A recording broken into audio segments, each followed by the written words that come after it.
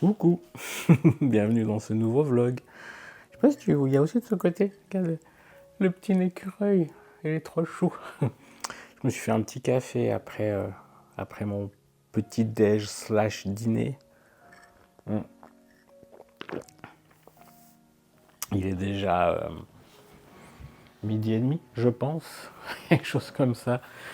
J'avais pas faim, donc j'ai pas mangé. Quand j'ai pas faim le matin, je mange pas. Et après, là j'ai eu faim, puis j'ai envie de me faire ce petit granola avec la mangue et puis du skyr végétal, skyr à base de soja. Et c'était très bon. Je vais te parler un petit peu des lectures où j'en suis. Alchemized. Ouf, Alchemized. Ah là là, j'adore, franchement, j'aime beaucoup, beaucoup. Mais alors, qu'est-ce que c'est dark, qu'est-ce que c'est sombre, qu'est-ce que c'est dur. Je vais essayer de te résumer un peu où j'en suis sans trop te spoil. Si t'as pas envie, tu passes. Hein. En gros, on suit Elena, c'est ça, hein, Elena Marino, alchimiste, qui, au tout début du livre, en fait, on découvre qu'elle est enfermée dans une capsule de stase, sauf qu'elle est consciente en fait. Elle est parfaitement consciente d'être enfermée dans son propre corps, de ne pas pouvoir bouger, d'être dans le noir. Elle entend peut-être un peu des bruits au loin, mais même pas vraiment en fait. Elle est vraiment très isolée de manière sensorielle, mais elle a parfaitement conscience de ça. Elle ne se rend pas compte du temps qui passe. Elle explique que les seules choses qui font qu'elle qu'elle a la notion du temps qui passe, c'est les décharges électriques qu'elle reçoit à intervalles réguliers pour venir créer des spasmes dans sa musculature pour pas que ça s'atrophie complètement. Donc déjà, on commence l'histoire dans cette ambiance comme ça, quand même très claustrophobique.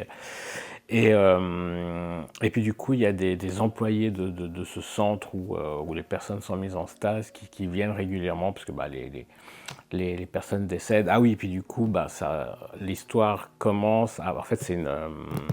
je me perds. À la base, c'est une fanfiction Harry Potter qui s'appelle Manacled de Sen-Lin Yu. Et du coup, ils ont édité sous le nom de Alchemized. Cette version que j'ai, c'est chez Penguin, l'édition française, je ne sais pas chez qui c'est. Mais en gros, ils ont quand même changé les noms, ils ont un peu changé plein de choses pour qu'il n'y ait plus de connexion évidente à l'univers Harry Potter, pour que cette chère J.K. Rowling ne puisse pas encore toucher des pépettes pour aller financer des choses, comment dire, pour financer des luttes anti-trans, anti-queer. Enfin, cette personne est ignoble, je parle de J.K. Rowling. Et sachant que Sen-Lin Yu est un auteuriste non-binaire, je comprends la non-envie de financer les atrocités de J.K. Rowling. Bref, je disais donc, c'est une fanfiction Harry Potter, donc ça se déroule après la guerre finale qu'il y a dans les épisodes, si tu as vu les films 6 et 7, vraiment à la fin, il y a cette guerre, sauf que là, toute l'armée de Dumbledore, Harry et tout ça, ils échouent, ils perdent. Et du coup, c'est le clan de Voldemort qui gagne. Et donc là, on est dans cette après-guerre où le clan du coup des gentils, je mets des gros guillemets, a perdu, et c'est les méchants qui ont gagné. Et du coup, Helena, c'est Hermione en fait. Ce livre, c'est une dramione, c'est une romance entre Drago Malfoy et Hermione Granger. Donc Helena, c'est Hermione. Et du coup, elle a été mise dans cette stase. Puis les gens qui sont dans cette stase, ils finissent quand même par mourir. Donc il y a ces employés qui viennent un peu pour voir où c'en est.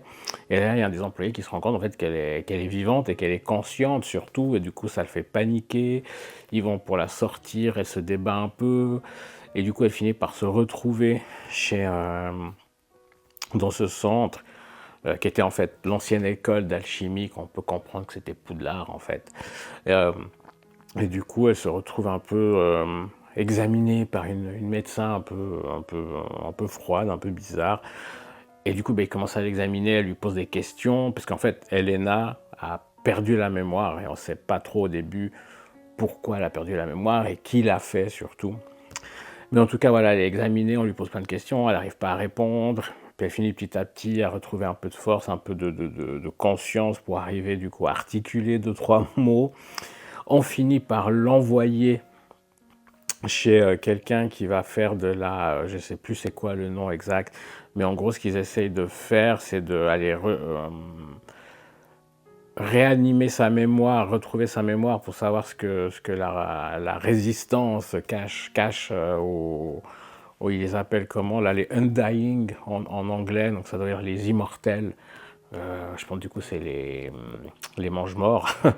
Et du coup, qu'est-ce qu'elle cache, qu'est-ce qu'ils ont voulu cacher. Donc elle va chez cette personne qui est en fait Drago, mais il s'appelle Ferron, Kiran, Ferron, je ne sais plus le nom, est-ce qu'il est marqué quelque part facilement je ne retrouve pas son prénom, et en même temps, pour cause, la plupart du temps, il l'appelle toujours Ferron. C'est très rarement où le prénom est utilisé, il l'appelle toujours son nom de famille.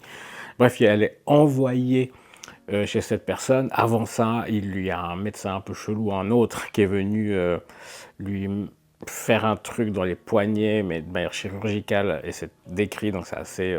voilà, faut supporter ça, pour bloquer sa magie, bloquer sa résonance, comme ils disent. Du coup, elle est envoyée chez Ferron, où lui, du coup, le but, c'est d'aller faire de la transférence, en fait. Il se transfère dans sa conscience d'une part pour aller essayer de voir ce qu'elle cache, enfin, ce qui a été effacé dans sa mémoire et aller rechercher, reconstituer ça, et d'autre part pour essayer de mettre en place cette transférence qui est un moyen en fait de posséder le corps de quelqu'un, parce que les fameux immortels et undying, au bout d'un moment, ils finissent quand même par dying, par mourir. Et ce qu'ils font en fait, c'est qu'ils prennent possession, ils appellent ça les necrotrolls, je ne sais pas c'est quoi le mot en français dans la traduction française, mais en gros, ils prennent possession de cadavres en fait. Et puis un cadavre, ça pourrit, ça se détériore, ça sent mauvais, ça sent la mort. Et du coup, ils essayent quand même oui, qu'ils ont appris qu'il y a cette transférence qui serait possible, d'apprendre à le faire pour du coup posséder un corps vivant au lieu d'un corps mort. Donc elle va chez cette personne, chez Ferron, qui lui est marié, mais c'est un mariage arrangé pour des raisons de pouvoir, pour des raisons de pouvoir magique, même de cette fameuse résonance, parce que c'est un monde autour de l'alchimie, et du coup, des fois, les gens, ils se marient entre même ou résonance complémentaire ou identique pour avoir une progéniture qu'a telle ou telle résonance, tel ou tel pouvoir. Mais du coup, il n'aime pas du tout sa femme, et sa femme l'aime pas du tout, et elle va même voir ailleurs pour essayer de le rendre jaloux. Enfin, c'est hyper trash, hyper compliqué. Et là où j'en suis, c'est que Sephiroth, il a commencé du coup à faire ces transférences, et on voit petit à petit que les méchants sont pas forcément si méchants et les gentils sont pas forcément si gentils, que c'est pas tout blanc ou tout noir. Et je trouve ça super génial comme l'auteuriste a fait ça, parce que justement les personnages sont pas caricaturaux, ils sont pas justement, comme je dis, soit tout blanc, soit tout noir, soit tout gentil, soit tout méchant. On découvre quand même des choses, c'est moi je trouve que c'est hyper bien fait. C'est très glauque. Là, on est arrivé dans un passage où en fait les méchants, je remets des guillemets, sous c'est du coup Voldemort, ils ont lancé un programme de repopulation, on va dire ça comme ça, parce que justement dans la guerre et tout ça, ils ont perdu beaucoup d'alchimistes, et du coup ils disent qu'il faut qu'ils repeuplent le monde avec des alchimistes qui ont des bons pouvoirs, et ils proposent à des femmes pauvres, surtout de la résistance, du coup, qui ont tout perdu dans la guerre, en gros, devenir mère porteuse. Mais la procréation n'est pas faite de manière in vitro, mais elle est vraiment faite, disons les choses, par un viol. C'est assez glauque. Et Helena, du coup, justement, ne peut pas procréer, parce que pour entrer à l'ordre de la flamme éternelle, je ne sais plus comment ils appelaient ça, je crois que c'est ça, l'ordre de la flamme éternelle, fallait qu'elle soit stérilisée en fait, parce que ils ont découvert qu'elle était alchimiste, et du coup pour eux c'est quand même pas très clean cette histoire d'alchimiste, de vivimancienne, enfin en gros qu'elle arrive à manipuler le vivant. T'as la nécromancie et la vivimancie, voilà, donc vivimancienne, et du coup pour eux ça allait pas avec leur religion, leurs idéaux un peu religieux comme ça. Donc ils l'ont obligé à avoir une ligature des trompes, donc de stériliser, donc elle peut pas procréer.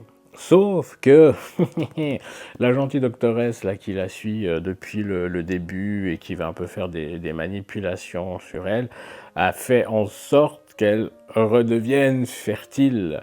Et comme Moreau, le Voldemort, a découvert qu'en fait c'était une anime ancienne, donc même au-delà, elle arrive à donner la vie, à animer les choses, c'est un grand pouvoir, et que lui est aussi un peu de ce pouvoir-là, et aurait besoin justement d'un corps, comme je te disais, pour se transférer dedans, vivant cette fois, et que la doctoresse a réussi à faire en sorte qu'elle redevienne fertile. En gros, il demande à Ferron de la mettre enceinte. Et que s'il n'y arrive pas, elle serait envoyée au fameux central, où là d'autres personnes essaieront, puis qui choisissent justement qui va essayer de la mettre enceinte pour pour qu'elle procrée un enfant, qu'elle ait cette résonance que Moreau puisse utiliser comme véhicule au final.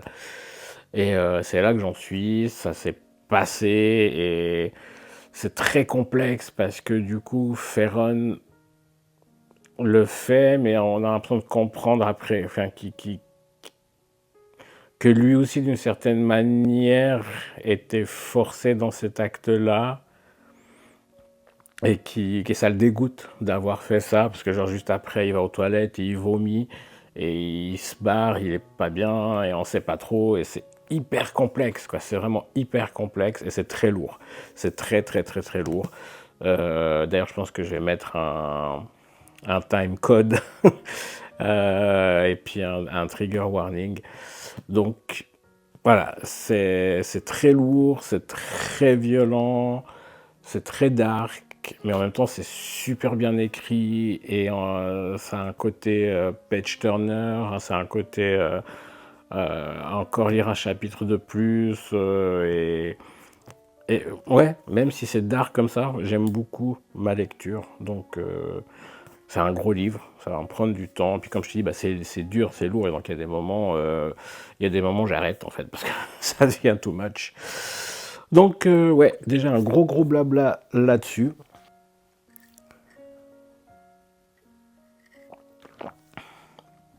Et du coup, parce que je lis pas Alchemist avant de me coucher au lit, c'est pas possible. J'ai commencé, comme tu as pu le voir normalement dans le vlog précédent, La machine à destin de Enguerrand Gutnecht. L'auteur, je l'ai rencontré à un marché de Arcana. C'est édité chez la Maison Rose, une maison d'édition suisse, je crois. Donc je l'ai rencontré là-bas, il a fait le pitch de son livre, puis je me suis dit, bah allez, go, prenons-le. En plus, bah, j'ai pu rencontrer l'auteur, j'ai pu échanger avec lui, donc c'est plutôt cool. Voilà, donc écoute, j'aime bien pour l'instant ma lecture. J'en suis au chapitre 4, page 77. Et on suit un certain monsieur Thurston, qui est un destinateur, parce que du coup c'est la machine à destin. Et en fait c'est une machine qui écrit les destins des humains. Et je ne sais pas trop quand exactement, bah, il y a certaines parts de la population, certaines, je dirais, branches un peu politiques, ou je ne sais pas, découvrent qu'il y a cette machine qui écrit les destins, ils découvrent qu'il y a un moyen un peu de modifier légèrement ces destins, voire beaucoup, mais en respectant quand même des règles très précises. Et du coup, il y a toute une entreprise, une société, ils appellent ça comment, la DC Corp, enfin la Destiny Corporation, quelque chose comme ça, qui se crée, où du coup, bah, des gens vont écrire les destins, relire les destins, corriger les destins, et du coup on a les destinateurs, les relecteurs, les correcteurs, tout ça, tout ça. Et du coup ce monsieur Thurston, je ne me rappelle plus de son prénom, est un destinateur. Le livre commence en fait au moment où il y a l'enterrement de son père, où il n'y a personne, et en fait il n'a pas connu son père. On l'a genre appelé quelques jours avant pour lui dire que son père était décédé, donc il ne savait même pas son existence. Et on suit un peu du coup avec lui au travail, comment il gère le travail, comment justement il lit les destins, comment il les corrige, comment il les valide pour qu'ils puissent passer dans la machine, parce qu'une fois qu'ils sont validés, qu'ils sont passés dans la machine et imprimés, quelques jours après, l'enfant dont c'est le destin vient au monde.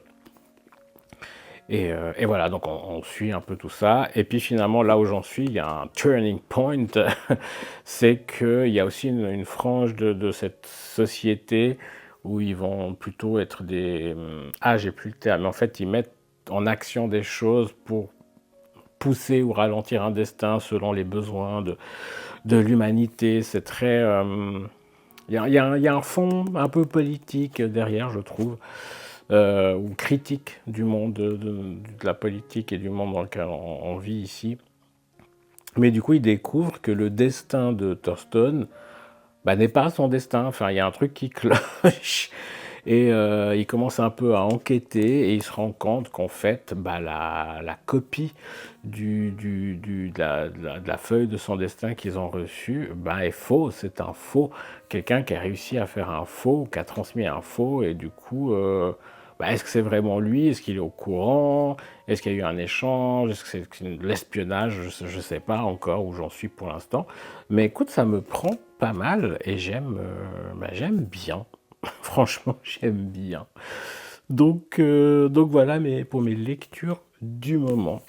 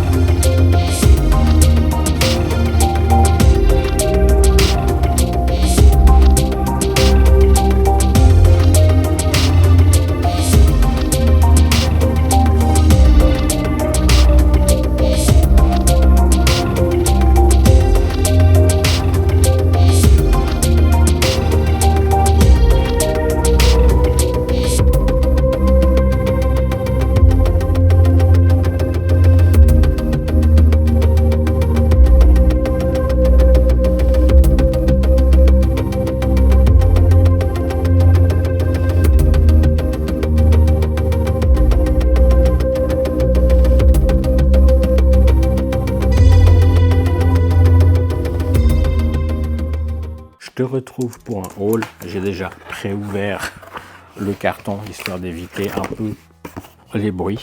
Je me suis pris encore des livres. J'ai pris 2 livres et un DVD. On va commencer par le DVD, comme ça sera fait.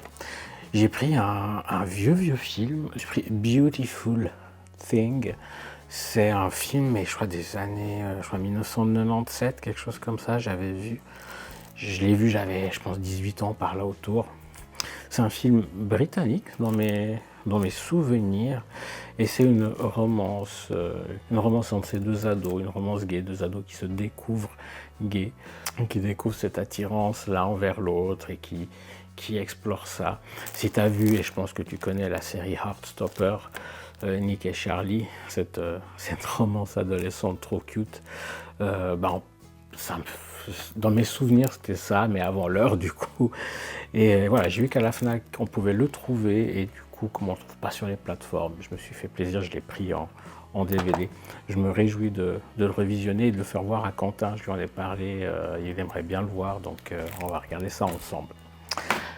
Ensuite, niveau livre, je me suis pris, comme je t'ai dit, je t'ai peut-être pas dit, je sais plus, je me suis pris des suites de sagas. Je me suis pris Runeborn, tome 2, Hell, de Ariel Holz, que j'ai pu rencontrer au festival Book Lover. Il m'a dédicacé le premier tome, il m'a dédicacé d'autres livres de lui que j'ai achetés au festival. Et il fallait absolument du coup que je lise, j'avais envie de lire le tome 2. Je le trouvais jamais en magasin, donc j'ai fini par le commander en ligne. C'est chez les éditions Gulfstream. Je t'insère quelque part ici la couverture du tome 1. Dans le tome 1, on suit Tyr. Alors en fait, comment je vais te résumer ça depuis le début. En fait, on est dans des pays nordiques, post-christianisation, mais c'est encore le Moyen-Âge. Mais justement, il y a eu la christianisation les croisades qui ont été faites, le pays a été christianisé, je ne sais pas si ça se dit comme ça, et du coup, ils ne vénèrent plus les anciens dieux, ils vénèrent le Dieu unique. Et on est dans un village un peu particulier, un peu, d'une certaine manière, un peu en retrait. Et le livre commence en fait où on suit Tyr, Hel et le troisième, je sais plus qui c'est, Balder je crois, je me souviens plus. On les suit, ils sont en train de chasser et ils se font attaquer par d'autres ados du village, ou peut-être un poil plus âgés qu'eux. Mais enfin, ils sont attaqués parce qu'ils veulent récupérer la prise pour eux. Et ils arrivent à se défendre, notamment Tyr a un comportement, et il a une force presque surhumaine qui se développe à ce moment-là. Et il commence un peu à se poser des questions sur eux. Et il y a la sorcière du village, la Saitkona, la Volva, qui va leur expliquer qu'en fait, ils sont pas vraiment les descendants, mais ils ont plutôt récupéré les pouvoirs des anciens dieux, que sur Terre, il y a les Runeborn, les enfants qui sont nés avec une rune marquée sur leur corps, et chaque rune correspond à un dieu nordique. Et dans le tome 1, du coup, on suit principalement l'adolescent qui a récupéré les pouvoirs, les pouvoirs divins du dieu Tyr. Et on va suivre ses aventures, on va le suivre à travers, déjà comprendre qui ils sont, comprendre leurs pouvoirs. Il y a de la trahison, il y a Hel qui va du coup s'allier avec quelqu'un qui représente plus la chrétienté, justement. Elle est un peu rebelle, et dans la mythologie, Hel est aussi un personnage un peu rebelle comme ça. Et du coup, il y a aussi Balder qui part avec Tyr. Ils vont essayer un peu de comprendre, essayer de ramener quelque chose pour sauver le monde, en fait. Il y a quand même un intérêt là-dedans. Et à la fin, je ne sais pas si c'est du spoil, mais en fait, à la fin du 1, on retrouve Hel qui s'était un peu barrée, et on la retrouve justement accompagnée de ce personnage chrétien. On va découvrir qui il est plus précisément, et du coup, là, c'est la suite en fait. À la fin du 1, quand il se retrouve Tyr et Hel, justement, ben, la suite, elle se passe là-dedans. Et celui-là a un magnifique jaspage, je le trouve très très beau. Et cette partie-là, je sais pas comment on appelle cette partie des livres, mais elle est juste magnifique, je trouve. Donc voilà, et petite confidence que m'a fait l'auteur lors de ce festival Book Lover, il m'a demandé quel était mon dieu nordique préféré ou avec lequel j'avais une certaine affinité, et c'était Heimdall. Je lui ai dit parce que j'ai une certaine affinité avec ce dieu là, et il m'a dit que dans le 3, parce que oui, il va y avoir un 3, je sais pas quand est-ce qu'il sort, si je trouve l'info, je te la note là en bas, il y aura Heimdall qui va apparaître.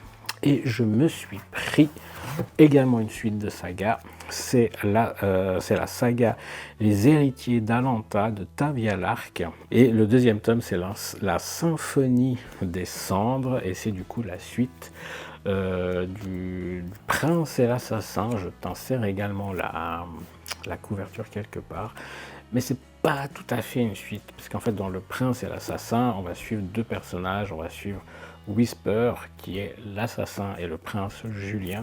Whisper qui est un peu prisonnier d'un personnage un peu sombre, qui a la magie du sang, qui utilise la magie du sang pour maintenir sous sa coupe ces personnes, ces assassins, qui sont pour la plupart des ados, voire des enfants. Et du coup, il peut les tuer grâce à cette magie, donc il les garde un peu prisonniers par rapport à ça. Et Whisper est sélectionné pour aller tuer, assassiner le prince Julien, sauf qu'il ne doit pas le faire tout de suite, il doit rester un certain temps dans son palais et être un peu, on va dire, parmi sa cour ou parmi ses soldats, être là un moment jusqu'à attendre le signal qui va lui indiquer qu'il doit aller assassiner ce prince Julien. Sauf qu'il va s'agir d'une romance, sauf que voilà, il va commencer un petit peu à s'attacher à lui et vice versa, et le prince Julien est un peu intrigué par ce Whisper, et du coup oui, il y a une romance qui se crée, il y a un attachement qui se crée, et finalement il se dit, mais est-ce qu'il va pas plutôt essayer de le sauver plutôt que de l'assassiner. Petit détail, il y a quand même pas mal de sexualité assez explicite, donc si t'aimes pas ce genre de littérature, peut-être évite, mais si ça te dérange pas, voilà, il y a dedans, en tout cas dans le tome 1, celui-là je l'ai pas encore eu, il est encore emballé, en tout cas dans le tome 1, il y a pas mal de sexualité très explicite, je trouve, et un côté un peu dominé, un peu un jeu comme ça, très soft, je trouve. Il y a un trigger warning qui avertit de cela. Moi j'ai trouvé ce jeu très soft parce que c'est pas dans une violence, c'est pas dans quelque chose que j'ai moi perçu comme étant mauvais, mais c'est plutôt justement un jeu un peu dans le consentement, j'ai trouvé. Donc voilà, il y a ça si jamais. Mais du coup voilà, donc il va vouloir le sauver, mais il va se passer des choses où on va évidemment le menacer avec certaines ficelles pour qu'il puisse pas le sauver. Et je te laisse découvrir. Ah oui, il y a aussi ces fameux de chats, mais c'est pas vraiment des chats. Je les ai plus vus moi comme des gros tigres, mais magiques. Il y en a un qui est télépathe, l'autre qui est télékinésiste. Et je les ai trouvés très très chou. Il y a aussi un petit chien, le chien du prince Julien, qui lui est un chien tout à fait normal, mais absolument adorable aussi. Donc voilà, j'ai beaucoup aimé. Et là, on va suivre en fait un des frères du prince Julien. Et le frère, il s'appelle Bel-Ami. Et on va suivre aussi du coup... qu'est-ce que je peux dire? Il n'a jamais connu l'aventure jusqu'à qu'il le soit capturé en territoire ennemi. Pour survivre, il se fait passer pour un ménestrel, un rôle qu'il maîtrise aussi mal que sa panique. En gros, là, il va se faire enlever, puis il essaie de se faire passer pour quelqu'un d'autre. Et il y aura aussi une romance gay. Il y aura très certainement aussi de la sexualité explicite. Donc, pareil, je l'ai commandé parce qu'on ne le trouvait pas au magasin, on ne trouvait que le tome 1. Et j'avais envie de lire la suite. Donc voilà pour mes petits achats. Écoute, je te laisse avec la suite du vlog qui sera, je pense, pas très long. Je crois que j'ai beaucoup parlé, mais il n'y aura pas beaucoup de séquences annexes que les séquences blabla. Mais en tout cas, voilà, je te laisse avec la suite du vlog.